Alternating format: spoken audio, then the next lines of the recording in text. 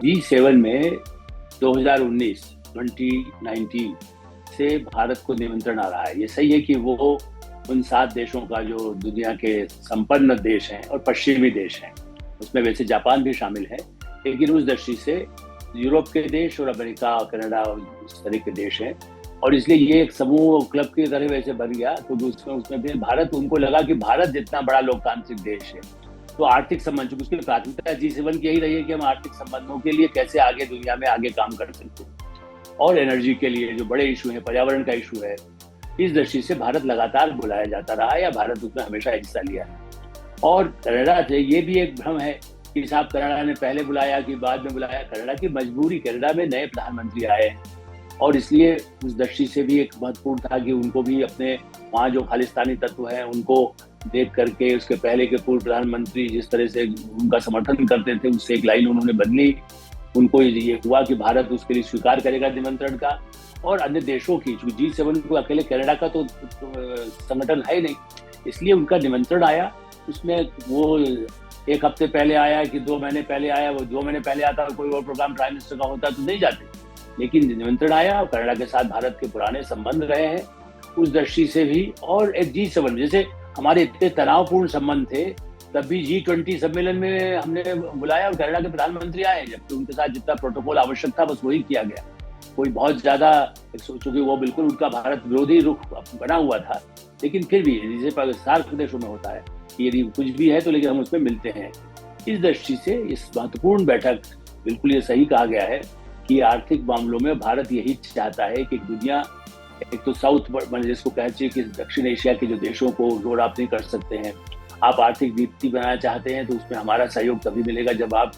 आर्थिक और ऐसे जो सामाजिक विषय हैं जिससे हो। पर्यावरण इस बार तो चर्चा नहीं हुई, लेकिन फिर भी जो अलग से भी जो मीटिंग्स हुई है सब देशों के साथ, उसमें भी भारत ने कहा और कनाडा के प्राइम मिनिस्टर से भी कहा कि देखिए आतंक से हमारी लड़ाई जारी है, लेकिन जहाँ तक आर्थिक व्यापार संबंध है हम चाहते हैं कि उसको प्राथमिकता दी जाए, क्योंकि सबका उसमें लाभ है। और प्रधानमंत्री ने उसमें यह भी बताया कि हमने फ्री ट्रेड एग्रीमेंट ब्रिटेन के साथ हुआ है, अमेरिका के साथ भी जल्दी होने की पूरी बाकायदा बातचीत हो चुकी है, यूरोपियन यूनियन भी तैयार है इस वर्ष के अंत तक उनसे भी हो जाएगा। तो उसमें क्योंकि G7 में यूरोपियन यूनियन के लोग तो है ही, ब्रिटेन है, जर्मनी है, फ्रांस है, तो फ्रांस की भी भूमिका महत्वपूर्ण है। इस दृष्टि से भारत के प्रधानमंत्री की उपस्थिति से और सभी नेताओं के साथ, एक तो समिट में औपचारिक जो उन्होंने बोलना है वो बोला, आउटरीच जिसको कह सकते हैं कि जिसमें जो G7 से जो इतर देश हैं उन सब की बैठक में प्रधानमंत्री ने बहुत स्पष्ट रूप से अपनी बातें रखी, और उसका असर यही है कि अलग अलग से भी जो बातचीत की, चाहे जर्मनी के उनसे करें, चाहे इटालियन प्राइम मिनिस्टर से करें, चाहे फ्रांस के राष्ट्रपति के साथ भी उनके पुराने संबंध है,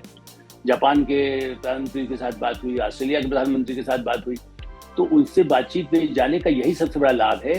कि हम ये नहीं देखते कि भाई हम तनाव, हम जो परिस्थिति दुनिया की है उसमें भारत की प्राथमिकता शांति, सहअस्तित्व, आर्थिक समृद्धि सबके लिए हो। केवल भारत तो उनका हित चाहता है,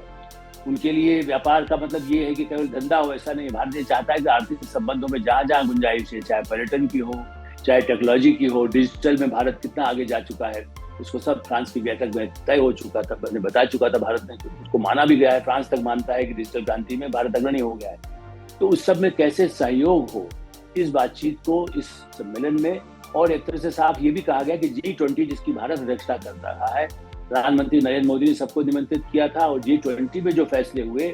लगभग उसके क्रियान्वयन का एक कदम है G7 में, इसलिए भी उनका जाना महत्वपूर्ण था, क्योंकि हमने यहाँ घोषणा कर दी, हमने अफ्रीकन यूनियन को साथ में ले लिया, जैसे ब्राजील है, ब्राजील भी वहां पर मौजूद है G7 में। ऐसी स्थिति में उन सबको जोड़ने की प्रयास में ये बहुत बड़ी सफलता है।